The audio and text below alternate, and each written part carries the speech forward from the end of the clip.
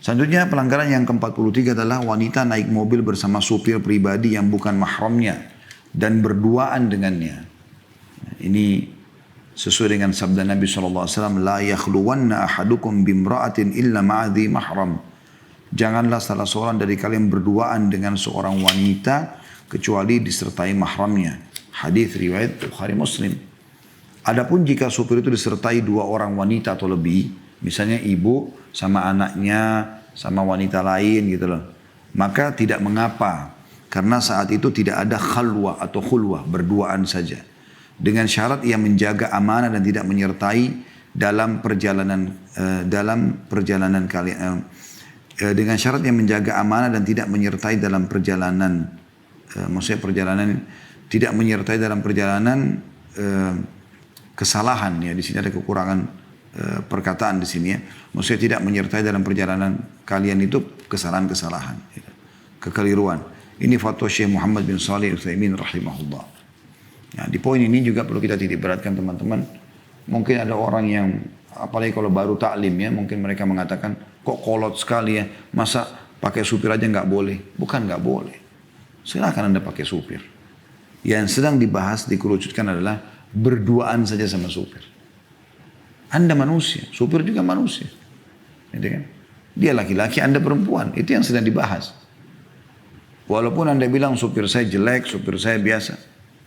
Mungkin, maaf, saya bahasakan Anda seorang janda.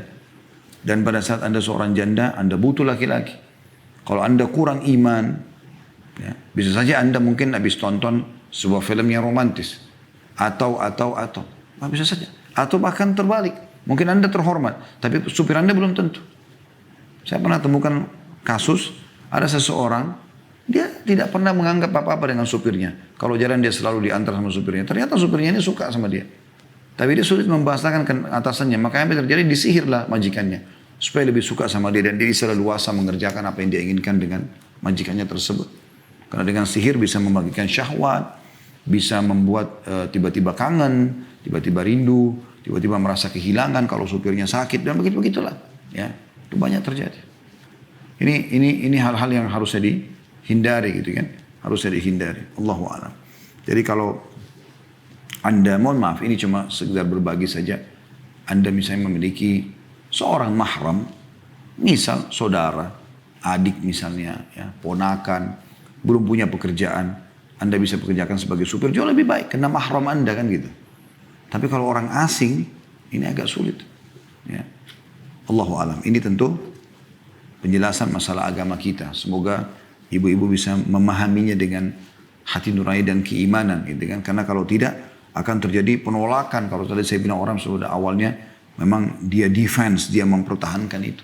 Dia anggap nggak ada masalah, gitu kan. Masa sih dipermasalahkan begitu saja, misalnya. Padahal sebenarnya memang hukum Allah begitu. Tadi Nabi SAW mengatakan tidak boleh, tidak halal seseorang di antara kalian berduaan dengan wanita kecuali dengan ada mahramnya. Dan kata Nabi SAW tidak ada dua orang laki-laki dan perempuan berduaan kecuali yang ketiganya syaitan, gitu kan. Itu berbahaya. Dan syaitan itu mengalir di dalam tubuh manusia seperti dengan mengalirnya darah. Dan saya yakin teman-teman sekalian, suami Anda, insya Allah selama beliau dalam keadaan fitrah ya, pasti akan merasa cemburu. Kalau istrinya terlalu banyak juga berinteraksi yang berlebihan. Ada orang sampai kadang-kadang bercanda berlebihan dengan supirnya.